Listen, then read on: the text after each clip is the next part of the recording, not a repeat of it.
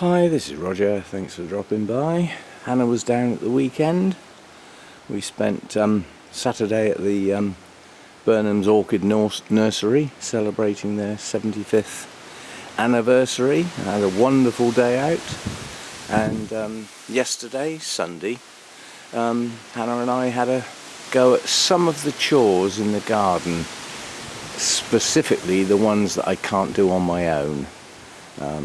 We'll explain when we get there, but I thought we'd just have a walk around the garden.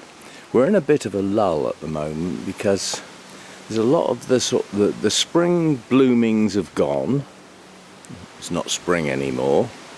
We've got the summer blooms in the main are sort of fading, and the later summer blooms are not yet here. The likes of this phlox, I believe. The buds should be forming. There's lots of this. There's Michaelmas daisies in here. There's phlox. There's all sorts of things that should come into bloom soon. And the foxgloves are now completely hidden by the fuchsia. They're all sort of hiding in here now, the lower spikes that have formed. But the crocosmia is looking really good. I'm well pleased with this. This was from Helen, and I don't know whether it's a named variety or not. Helen would know, but it's just a brilliant fiery red. And next year, when the corms have got a hold and the new corms have grown, the clump will be strong because it'll have rooted in well, and all of them will come up like this and stand out against the background, as opposed to ones like this that have sort of flopped over and got lost. But it's a gorgeous colour, absolute fiery red, and the fuchsia's looking good. Might get a bit of wind noise on the microphone. It is a bit windy today. Anyway, what did we actually do? We had a trim round the path edges. We had a trim on that area there because that was getting a bit sort of spiky bits, new growth sticking up. We've got this to look forward to. The camellia in there, that was a massive blooms this year, I did notice that tucked in there and sort of twining its way around is a clematis, or clematis, however you want to say it. It always used to be clematis until the TV programme Gardeners got hold of it, and then they decided it was clematis. But we're going to find out what colour it is soon. That's a first. So we've got a bud. So I don't know where the base of it is. I don't know where it's coming from. It might even be coming in through the fence from under the fence from next door. But whatever it is, it's in here. It's twining its way around, and I'm quite happy to let it be there. So that's that. So I've got to watch where I'm walking because we've got seedlings down here. The main thing that we did, which I needed the steps for, and for me to climb up steps at a height, I need Hannah on the bottom of the steps. So this is the job we had to do together. We trimmed all the long extensions, or most of them. A few have been missed. The thing is, they grow so fast. You know, you could tidy this all up in a week's time, you'll get some more extensions sticking out. So it'll need doing again. We had a go at the bamboo and rounded that off, so sort of tidied the shape. There's a couple of bits I couldn't reach with we were using the cutting tool, the one with the string pull, rather than getting the hedge trimmer out, because I felt a bit iffy about using the hedge trimmer. Basically, after a long day driving on Friday to pick Hannah up, a whole day out with all the driving on Saturday, on Sunday when we were doing the gardening, I wasn't feeling very strong. So I didn't really want to get the hedge trimmer out because that is hard work and it normally does my back in. So we made do with the long-handled cutter, and I couldn't quite get at those bamboo shoots. So there's a bit still to do. But we agreed that we'd have to come out here again before the end of the year and have another go. So we had to sort of tidy up in round that corner.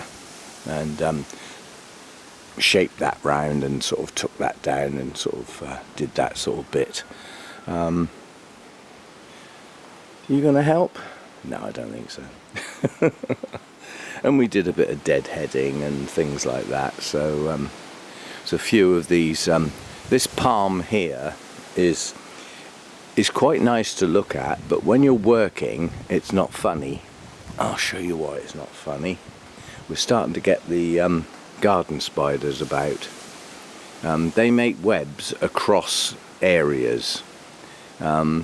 They get a lot bigger than that. I mean, that's a tiny one. They're young at the moment. They will gradually build up their size. Unfortunately, they make their webs across areas where you might walk, and then you get them on you, which I'm not too keen on. But this is why we cut some of the palms back.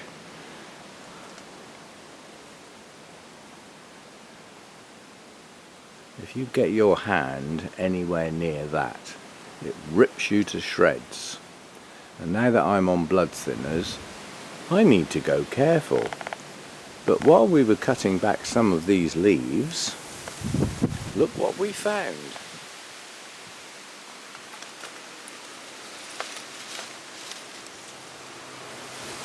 It's fruited. There's a huge pod. I mean, I saw the flowers earlier in the year, but I've never seen anything like that. Goodness knows what that's going to do now. But yeah, there's a huge seed pod. Massive. It's like a huge cucumber. I've never seen anything like that before. Yeah, all good fun. Whoops, pressed the wrong button. Camera operator needs to take take charge and stop being so sloppy. We still haven't decided what these plants are. They're not weeds, therefore they are seedlings, therefore they must have self-seeded, because they're all in one area. And the only thing we can think of is that before the bonsai staging was here, I think this tub with the buddleia in was over here, and if that's so, there was once a foxglove in there, so we think they may be foxgloves, because I can't think what else they could possibly be, because they have to be seedlings of something I've had growing. Well, I don't know what else has leaves that look like that. I mean, are these foxgloves? If they are, providing they survive, because they shouldn't really grow in an environment like that, in a gravel bed, but providing they survive, that's going to be a massive, whatever it is, it's going to be when it gets to whatever flowering size it needs to be, it's going to be pretty good. So I've got some weeding to do. Got lots of little bits of ground cover coming on now, but in amongst it are weeds, so I've got a pretty extensive weeding session to do. If you look here, the thyme is now out in flower, but if you look at the other bits of thyme that's self-seeded, in amongst it are weeds. So I'm going to have to be thorough in keeping the weeds under control so that they don't get out of hand and, you know, don't ever flower, so that we never get any more. All the seeds, weed seeds that are in these beds, once they've grown and been pulled out, that if they're not allowed to flower, slowly but surely they should stop being there. Obviously I can't use a weed killer or anything now because of all the ground cover plants. The sedum, nice flower heads coming, that'll be out soon. Nothing much new gonna come into flower. The buddleia, the first flush of blooms on the buddleia have had their day. That's been trimmed and the dead-headed, which, because I pruned it differently to what it says in the books, people say that, you know, you should prune it hard back almost down to ground level and you'll get lots more blooms. Yeah, but you get them late in the season.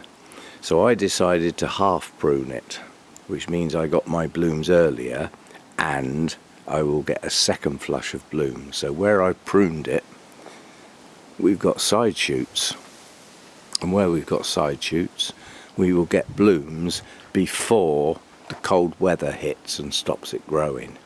That's my theory, what I have. Over here, Hannah was surprised, as well as me, that this Achillea, I think it is, Achillea, but whatever it is, I wasn't expecting white, and I wasn't expecting these blooms to last as long. They're doing really well. I mean, that was a group of plants from Carol, and I didn't even know really what they were or what the blooms were going to look like, but I was told reliably that, you know, they'd be good for bees and hoverflies and butterflies as well. So they don't like wet roots. You know, they are a sort of don't need too much water type plant, otherwise their roots rot and then they just die. So I had nowhere left and no time left. I put them in a pot, which is not ideal because the pot could get really soggy if it rains a lot. But they've come into bloom, and we have had bees, butterflies, a couple, and hoverflies. There's now I bet I can't zoom on that. We will try. It looks like a wasp, but I can assure you it's not. Is it still there? Yeah. See, I'm looking at what's on the screen. There we go. So that's a type of, well, I don't really know what. It's not a wasp, I don't think. It's not a hoverfly, but whatever it is, it likes these plants. Woo! Let's come over here now. But whatever it is, it likes it here, and it's nice bright colours, and I'm happy to see all forms of insects in this garden, because they're all struggling this year. We did a test this weekend. I cleaned my car and my windscreen, and we set off to Burnham's nursery. It's 105 miles through the Dorset and Devon countryside. And when I got home, I didn't have lots of splats on my windscreen, and that's sad. You used to go for a drive in this country and all the flies and different types of insects would splat on your windscreen, which was sad because you basically killed them, but at least it proved they were there. Same on your headlamps. You used to look on your headlamps, you'd all have dead insects all stuck on your headlamps that you had to clean off. They're just not there. The insect population this year has just been decimated. It's really sad. And part of that is bees and butterflies, which is what a lot of the planting in this place was done for. I mean, yes, we do have bees. I bet I can't zoom in on that. There's a nice big bumblebee there. But, you know, they're not in large numbers. That's the problem. There's just a few here and there. Do they actually know I'm filming? Are they clever enough to know that? But that's a nice big bumblebee. But yeah, I've got half a dozen different types of bumblebees, quite a lot of different hoverflies. I haven't seen the really large hoverflies this year yet, and the butterflies are starting to get about. This is the end of summer season broods now. You know, as you head towards the end of summer and into the autumn, you should get a massive influx of newly hatched butterflies from the spring breeders, those that have two broods, things like peacocks, tortoiseshells, painted ladies. You know, they should all be having their second broods now, so all these nice fresh butterflies should be whizzing around the garden. And at the moment, there's not one butterfly in sight. It's a very sad year. Anyway, I just thought I'd have a quick walk round. As I say, we did a bit of tidying. We got a couple of bags full of rubbish to go up the tip. We've got one part-filled bag of rubbish which is in the shed, which I shall fill up with that spiky bush bit in that little corner there by next door's shed. It's starting to spread out again from behind the palm, and the big thick woody bit that I had to get a man in to fix has also sort of started to shoot out again. So that just needs trimming back and trimming down to the just above the fence level, just to keep it tidy along there. But that's a job I can do on my own. I don't need Hannah to do that, whereas standing on right near the top of the steps to do that sort of high stuff, I need Hannah here. So yeah, a little bit of work over the weekend, just keeping it tidy, keeping it straight, and looking forward to the late summer blooms, which should be coming soon. And I'm just noticing that Himalayan honeysuckle and that buddleia there, they're wilting. We need some water. Bearing in mind, I think it rained all day Saturday, but yesterday was warm with a breeze and sunny. And things dry out really quickly when they're in pots. So first thing tomorrow morning, we shall go around with the hose and do the bonsai trees. Oh, and Hannah, Hannah stole a plant. My red valerian, I won't get the name wrong this time, this one here that I was really looking forward to coming into bloom has done, but the first bloom on here has got seeds, and they're wind-sown seeds. They're winged seeds. They will blow away in the wind, which means they could come up anywhere in the garden, which was not what I was hoping. I was hoping they'd be sprinkle type seeds, as I call them, where the seeds are produced and they drop, so you get a big clump.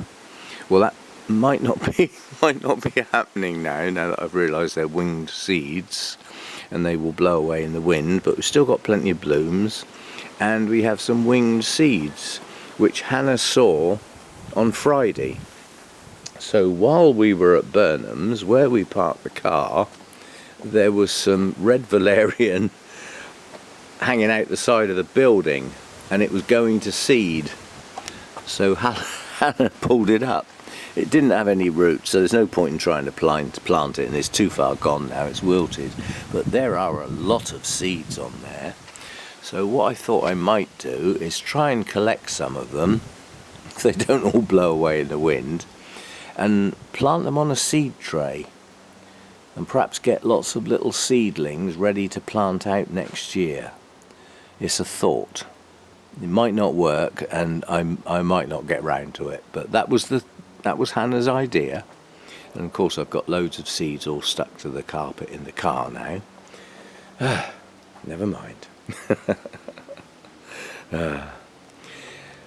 Well, this geranium looks good, and considering that was one of the few things that were already here that I actually like, so that's good.